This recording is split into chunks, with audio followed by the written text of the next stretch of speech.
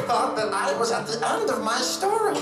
And it turned out it was only the beginning. Tropical Smoothie isn't just a place, Ian. It lives in your heart. And you can take it with you wherever you go next. Hey guys, today we're here with Garrett Poladian. Yeah. Garrett Poladian and Ethan Crystal. They're the team behind GOLEM Owned, a tropical smoothie, which is part of Soho Playhouse's Lighthouse series going on right now. Yeah. What's up, guys? Hey, how's it going? Thanks for having us. Yeah, hanging out, you know. Don't worry. Chilling. Cool, man. Yeah. And who's our special guest in the middle? Oh. Do you want to just explain who you are to the people? GOLEM. Yeah. Thank you so much for having me. Yeah. Boys.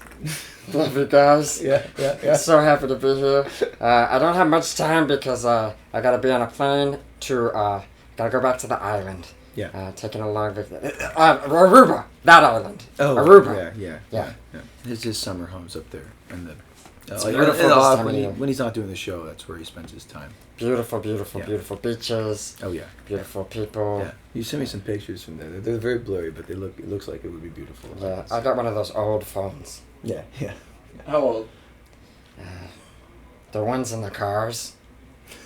You took pictures on a car phone? It was special then, and it's special now. Yeah. So, fellas, what is GOLEM Owned, a tropical smoothie? It's a musical. It's a full-length musical about Gollum owning a smoothie shop. So basically, Garrett and I, we met working on this cruise ship. We were like actors on a cruise ship show. We were in this 80s show where it was kind of like the Breakfast Club, the musical. I played the rebel and he played the jock. And I played 3 chords on guitar and he took his shirt off. It was a great show. It was so much fun. Yeah, and we had a lot of free time because we were living on the boat. And so Garrett told me this story about how he was working at this tropical smoothie cafe with whom we're not affiliated yet in Panama City Beach, and fucking, what am I doing here? God, why am I not further along in my career? Blah blah. And then he just told me this story about imagining Gollum being his boss. And just ordering him around, telling him what to do. Go get those bananas. Go get that. Did you remember to lock the freezer? You have to lock the freezer. You can't and it just turned into this thing of what if it was a musical? Yeah, that was kind of the first thing. I was yeah. What if he worked here with me? What if he sang? What would it sound like? What if it was a musical? What if it was called GOLEM Owned, a tropical smoothie? Yeah. And it really just, I could not stop laughing. I had to call my friend. I was laughing so hard. And it brought me so I forgot about my situation. I forgot where I was working, how much it sucked. Yeah. And it entertained me for the rest of the day. And that's kind of been the point of the show. Yeah, and that's the main message of just Yeah.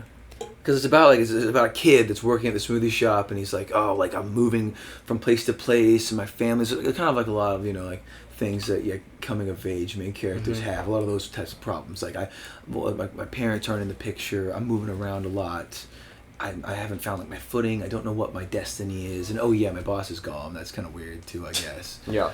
And so it's kind of about embrace what to do with the unanswered questions of life, and how to embrace the absurdity of life and find meaning in it. And that's been our journey of writing the show too, honestly.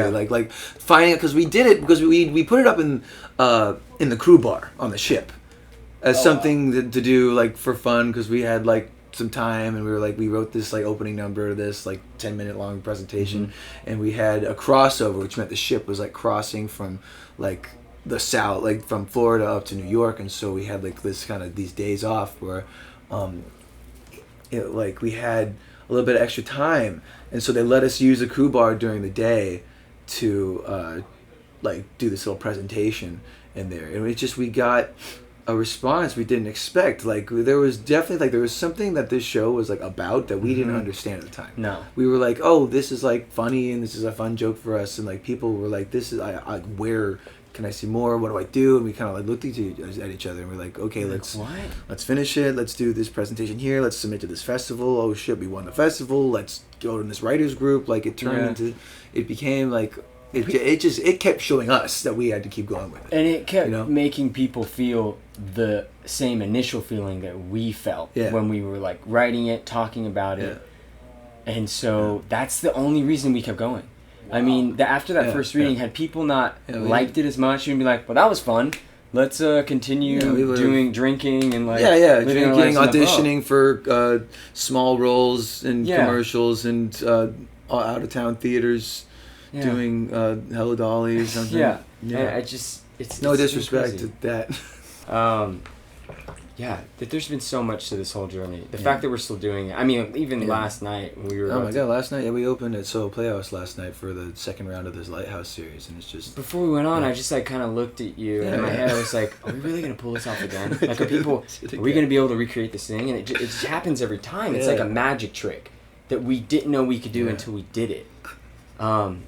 It's been so funny seeing the fucking comments on that video, man. It's ridiculous. I can't believe it. Well, we didn't know it was gonna fucking blow up like that. We had no clue. When you're the smoothie king, you have to be the king. 'Cause when you're not the king, you're just another fuck. Gollum owns a tropical smoothie. That's in the title. But he's like beloved in the community. Everyone loves him. He's like, he only owns his one shop.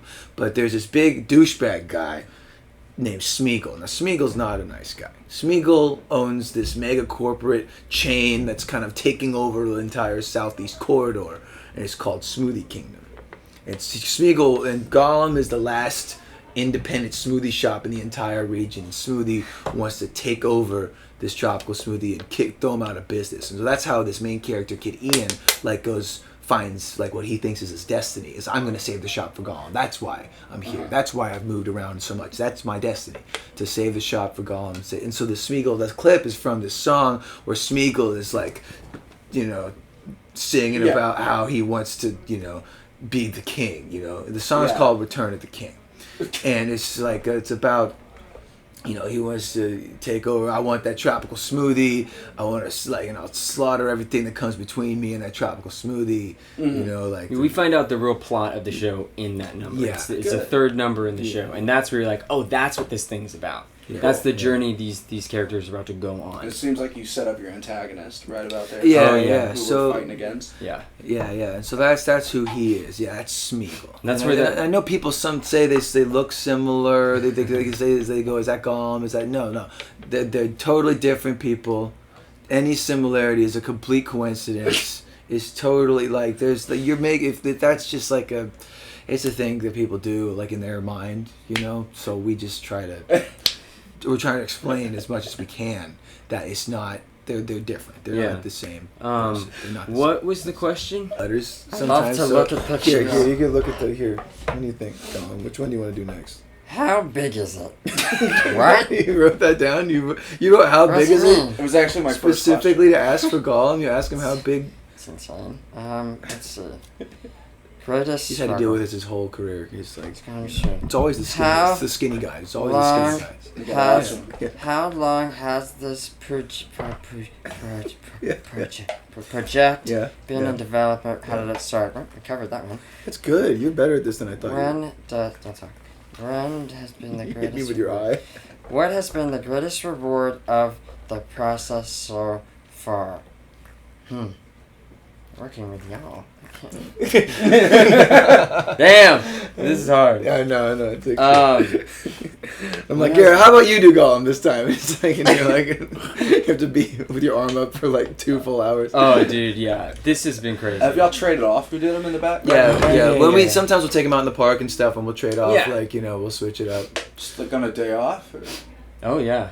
Yeah, well, our plan is to do this. So, he does Gollum and I do Smeagol, but the plan is to do it in rep. Yeah, we switch every night. We saw this. I saw that. this thing where it's like, it was the National Theatre Live's Frankenstein. You ever see that with Benedict Cumberbatch? No. And some other famous British guy whose name I forget. Like they were playing the Doctor and the monster in Frankenstein, and they would do that in rep. So they would switch. Well, that makes sense because Benedict kind of looks like a monster. He does, yeah, and he plays him well. He's crawling all over the place. He's making little noises with his mouth. He's brilliant, But also strategically, when it comes to building the show, we're in it. Like I said, we play the puppets. And us as You can human have this back beings, if you want. we're in the show too. So Yeah. like Garrett and Ethan come out, and then we present the show as the writers. Yeah. Okay. And so if we're trying to do this long term and run this like 8 shows a week, like something is bound to happen, Like Yeah, that's hard on your body, that's hard on your voice. So we're like, okay, if we're essentially each other's covers, if one of us goes down and like our voices don't work anymore, we kind of like one of us can do the whole track and the other person just operates the body. Yeah. Wow. Which makes sense because it's hard to like, because in a show on Broadway, you'll have like a cover situation. That's where it's gonna be. A swing, yeah. Fuck yeah. And say, Our whole band. Oh yeah, literally below the instruments. He's got a Zen right now. Oh yeah. Below the yeah. instruments, like every player had Every that. player, I started keeping picks in it. That's been a handy. yeah. So far. Nice. You're each other's castmates, Yep. Yeah. collaborators, co-writers, Yeah. understudies, swings. Yeah. Everything. Yeah, everything. We're doing it all. You got roommates too? No, we won't cross that line. We actually have never. I like you too much. Yeah, I feel like we don't need that. I mean, you wouldn't like my cat.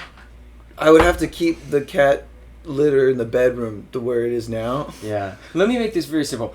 I'm gay and he's straight. Yeah. Okay? Yeah. And there's a certain level that I operate at. Yeah. I think What do you mean by that exactly? I'm not sure what you mean by that. I Can think you, elaborate on it's that? gotten better. It's gotten a lot better. What's gotten better? What's gotten better? What do you mean? The whole your living situation. My living situation? Yeah. What was the issue you had with my living situation? What was wrong with it? What's the next question? I want to know his sexuality now. Oh, yeah. Turn the camera off on our show. Don't play, baby. Wait, okay. Wait, I want to know what has been the greatest reward for you during this whole thing so far. Oh, well, I don't know. I feel like when we met, we were sort of like, I had spent like a year in New York before I booked this ship. I was auditioning for musicals and temping and living off dollar slices and old croissants from like my girlfriend at the time's pastry shop where she worked, and and my friend had started this huge music project, and I was like sort of had an interest in writing, but I didn't know really what I wanted to do exactly. I just kind of moved to New York like with like a half of a plan, I guess. And then Garrett, you've been living there for like what, 3 months, and you booked 10 days. 10 days. Fucking son of a bitch. Fucking, doesn't that piss you off? Infuriates. Immediately booked a cruise, like. That was crazy. Fuck, yeah, that was crazy. Immediately booked a cruise ship. It was crazy. Yeah. And so then I was on the ship, literally, like we'd be in the mess hall, and I'd be like eating as if like with like a starvation mentality. Oh, dude. And you're like, damn. You're like, dude, you it's safe. You don't have to like. you can go back and get more food. You don't have to lick the plate clean. But like when we were on that ship and we like found out like we had all this time to spend, like we found this show and you making these puppets. Garrett makes all the puppets, by the way. Garrett made Golem. Garrett made there's a bunch of puppets in the show. It's like oh my god, he just made this massive one. I don't want to spoil what it is, but he made this huge puppet for this Soho round that is like unbelievable. That reveal last night, it's cool. It was fucking cool. But like with him and the puppets and me with like the music stuff, like it really like this is everything that we want to do. Yeah. Like everything that like I can write vocal arrangements and like write like writing these songs and also being in it wasn't even originally our plan. Yeah. It's like it's so much fun to be in it, but it wasn't our plan. We found out kind of later that like part of the storytelling of it was like the two guys responsible for this whole fucking ridiculous experience being like right front and center kind of like adds something to it. Yeah. It adds like a sort of like the buck stops here. Everything that like they're responsible for this whole fucking thing. For the whole These show, two fucking for like guys. the time or like Yeah, for like the whole experience that I paid to see. Oh, like that. It does add a personability to it. Yeah. And there's like a element to the show where it's like that's kind of explored in a different way. Cool. Yeah, it kind of gets into It this seems place, very uninterested in like a fourth wall or like a sense of realism or like at the Well, beginning. That's funny that you say that because We give you an idea that there is safety in the walls at the beginning, Yeah. and then the further it gets, you're like, oh, I'm on like open fucking land. I'm in the middle of the ocean, Yeah. and I don't know what's about to happen. yeah. do you play that more for comedy? Do you play it more for like the Oh my god. Perfect. Let's do some shots out of it. Yeah. We let play it for pass. comedy. Yeah. I think it's just the way the show. We didn't intend it to be like that, and then the way we kept building the show and reworking it, it just lent itself to that. It just kept. We had one moment that broke the fourth wall. Yeah. And then people kept talking about that moment. That Yeah, was yeah. my favorite moment Yeah. of the show, and I can't stop thinking about it. We're like, that's Yeah. interesting. So we kept exploring that Yeah. and like building on top of it, and it just worked its way in to Right. being like a major plot within the show Yeah. at like the halfway mark. It gets like we play it for laughs, but we also like there's a little bit of a heart in it. You know, we want it to be like about like what it is to devote your life to make something silly, to make someone's day a little better. I also think that like comedy is such a great way to make people comfortable in theater and like catch them off guard and let their guard down a little bit. Yeah. So you really can come in there at a certain point and be like, no, this show has heart, and like we've earned it. Yeah. We've earned to do this like moment, and they're way more on board. Yeah. Especially for a show like this that is like GOLEM on the Tropical Smoothie. Like, what is that about? Yeah. Yeah. Invest in ourselves as artists in like every possible way. Right. I feel like because you come to this city thinking that you're one thing and you can only be that thing, and that's how you're gonna get your in, which is like what you're taught in school, and it's not correct and it's not right, and it's like we came here and that changed for us after we started making this thing that was totally ours and nobody else's, and we had full ownership of it within an industry that you really have no ownership and stability in. Like it's been like, it sounds so cliche to be like it really is like it was the growth. Like we're just completely different people. Yeah. Different artists than when we first came here. Yeah. Yeah, it's been incredible. Yeah, it kept telling us to Yeah. keep going. Yeah. So that's the greatest. What's been the greatest struggle? What's been the hardest part about getting this ship going? You know, like, sometimes you gotta like max out a credit card to get a lot of comps in to 54 below or something, stuff like that. I mean, I remember like, I've seen those old Kevin Smith interviews when he talked about he would like get credit cards under different accounts so he can buy fucking shit for films. We have totally fucked ourselves. Yeah. But but like, sometimes, the things you do, something you try to do what you can to make it work and survive, and it's like the typical struggles of being in this city and not having anything and trying to make it work, and also like having to be, and this is super important, like having to be the only person that believes in the thing that is totally like it, and you see where it could be, and having to like maintain that belief and vision until other people start to see it. Thank God, like we had each other to be like, no, and you're not moments, crazy, dude.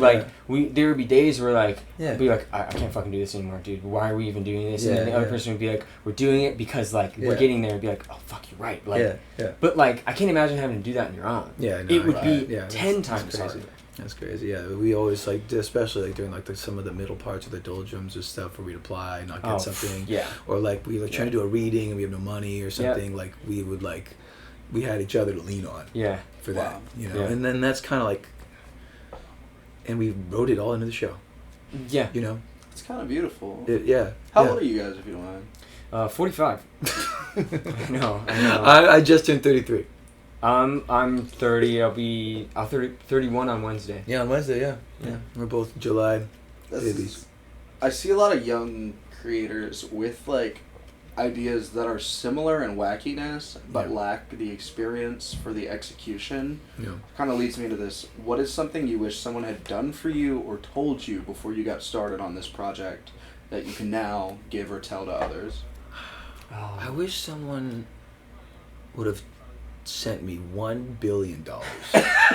Because if just that little drop in the bucket would have really just helped us grow and evolve and like just like give us the comfort, the time to be able to really like get into like what the show was about without like these like sort of little things in between, these little sort of like bumps in the road, or I can't work, I'm working a catering shift, you know. If we had nothing but free time, Yeah. you know, it would You technically answered. I wish somebody had given us $2 billion. yeah, one each would be good. Like one each, one for him, one for me, because we're a package deal. Yeah. So like, you know, Yeah. like if you can't like, you can't do like the one fee. Cause That would like, just be 500. We would have to, yeah, it would And 500. That's not No, even to scratch the that's- surface. That's like that's a couple sandwiches. You want to make art under those conditions? yeah, That's exactly. crazy. Yeah, exactly. Yeah. You know, like I mean, ask like, you know, I mean, like yeah. I don't know. I feel like something that maybe we've both learned along this, especially me, like Yeah. you continue like trust your instincts. yeah. Like Yeah. you know what you're doing, Mhm. and like it doesn't have to look like what people have seen or what you think people want. Like the more you like, just go with your gut and like that thing that's in you, like Yeah. that is it. Yeah. That is it. Don't Yeah. question it too much. I feel like I spent a lot of time Yeah. questioning and fighting that thing Mhm. because I was like, this isn't like, I've never seen this before. Like people don't. That's not what it should look like because I Yeah. haven't seen it. Yeah. Well, that's funny you say that because I felt like that's the thing I learned from you. I was about to branch to this. It really sounds like y'all gave each other what you needed and like Yeah. this beautiful collaborative. No, that's exactly didn't- like yeah. I did not really think the message of Gollum or this interview would be friendship, but like, No, you know, it really is. Dude. That is really what the show is about. It It's is. about Yep. wow. like, it's about the way that you spend your time in your life because all we have to decide is what to do with the time that is given us. That's J.R. Tolkien. And we wrote that. We wrote that actually. We wrote It's that. not, that's not the The if hell? Tolkien wrote something like that, that's a coincidence. We have no affiliation with Tolkien. I want to make this clear. We have no affiliation with Lord of the Rings. This is our interpretation of the public domain Yeah. creature spelled GOLEM. Yes. Yes. And any similarity to any copyrighted is totally a coincidence. And- That's like you're making that up in your head. Absolutely. We have we're fine. Also, this what he works is called Tropical Smoothie. Not Tropical Smoothie Cafe. That is a real place. Its own thing. That's its own thing. Yeah. We have no affiliation with either No. of these entities, Yeah. And unless they want to come to us, and potentially we could like work out some Yeah. sort of a deal for like $1 billion each. we support Yeah. trans people. Yeah, of course. Like, I don't know what Yeah. Tolkien like is saying online, but like I think he support- passed actually. No, she's been like saying Oh, a lot oh. of fucked up things Oh, and like doesn't think Oh, trans yeah. people are when we do. You're, like, or we're you, supporting. I think you mean J.K. Rowling. J.K. Rowling. Where'd y'all go to college? I went to Carnegie Mellon. I went to Florida. Florida, just Florida? I think that's what it's called. Okay. I didn't do well. Oh, okay. Well, yeah, Awesome. nice. Yeah. Where do you go to college? Right. Oh, Gollum. Gollum, where'd you go? Did you, Hey, buddy. hey, Dude. hey, we got a show tonight, man. Dude, we gotta get him. We gotta get him I'm out of sorry, here, dude. can You we okay? just- can we just- We sorry, hey, I'm trying to this hurdle. That's the name of the show. High school kind of sucks. Just move